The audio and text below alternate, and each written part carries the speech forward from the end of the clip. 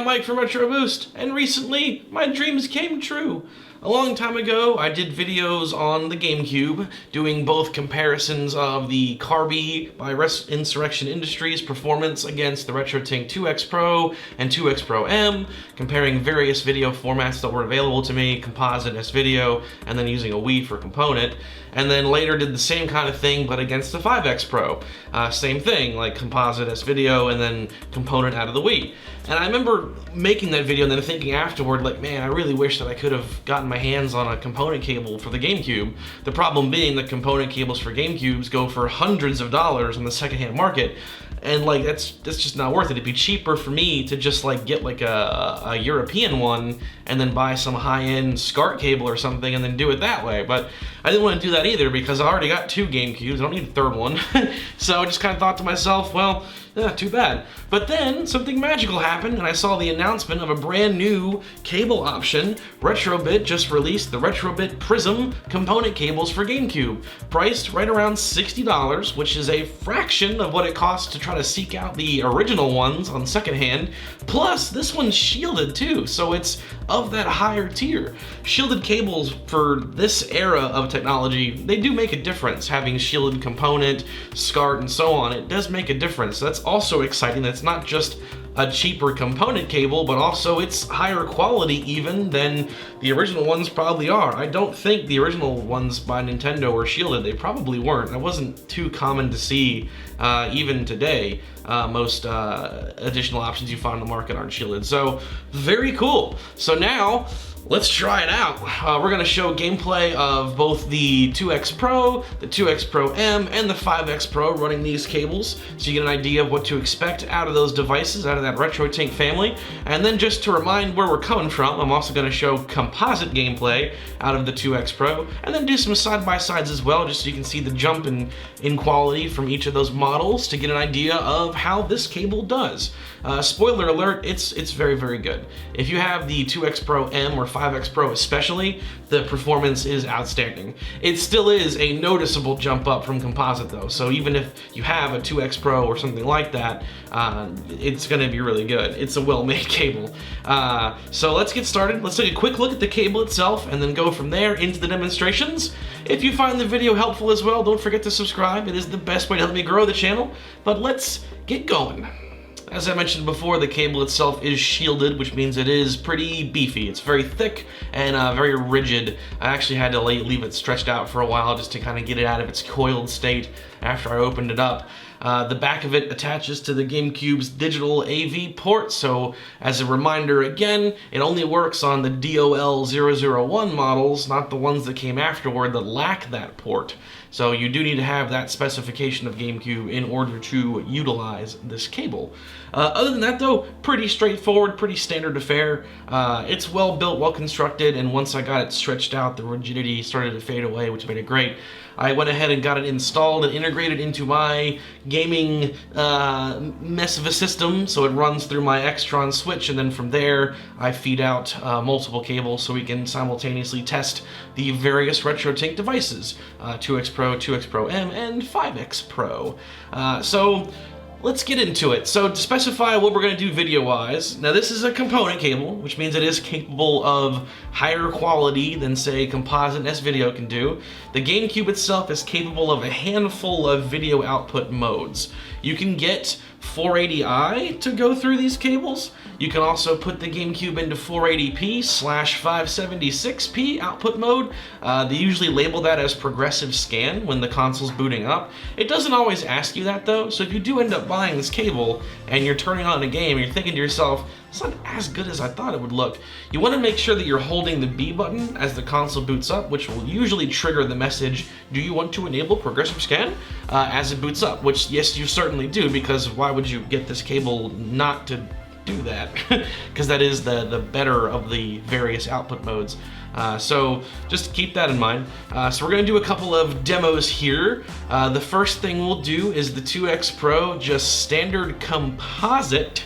And then after that, we will move into the new territory. Let's begin.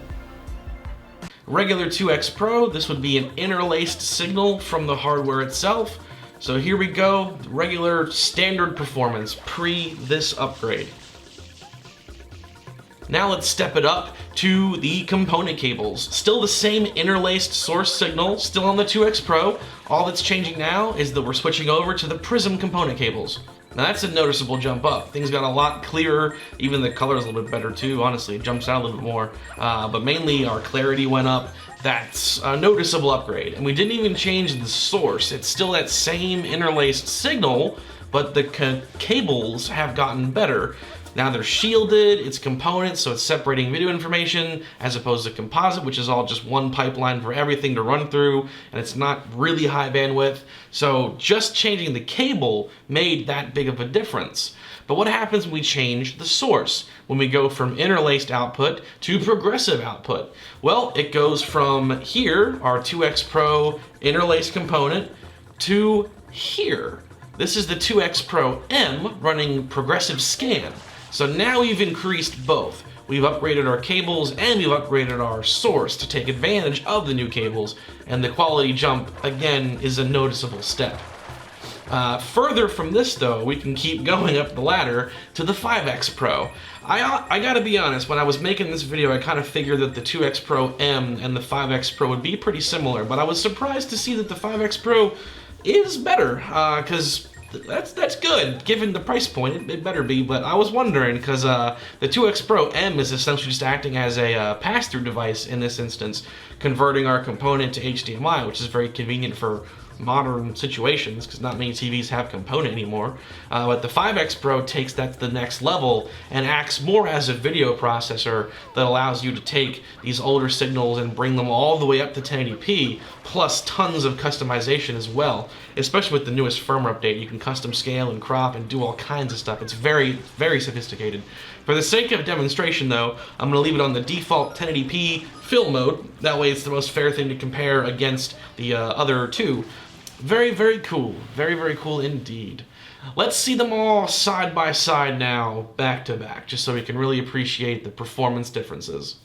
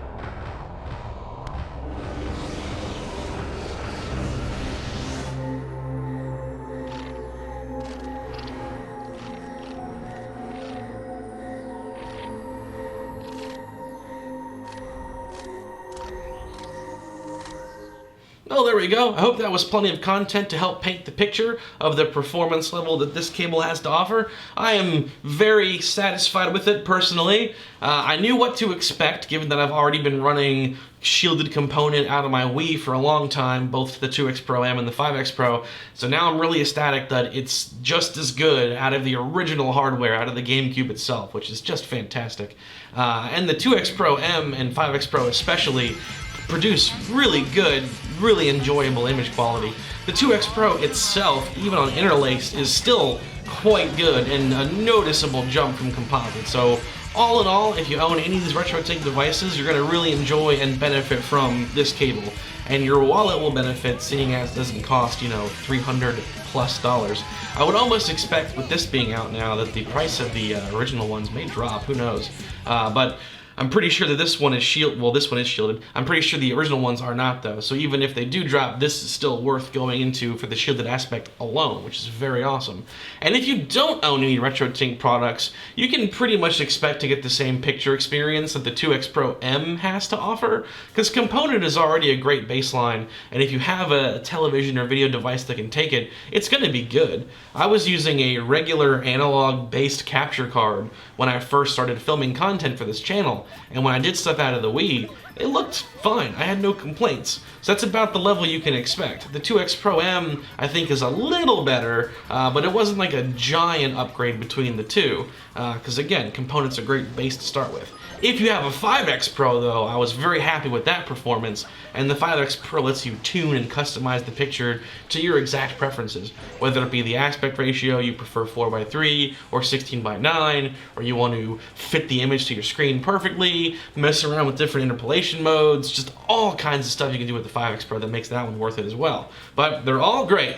Awesome cable. I'm glad that this finally is something that I was able to get into, because I've been trying to get my hands on a component solution, or rather something better than composite really, for my GameCube forever, and this finally became a great option.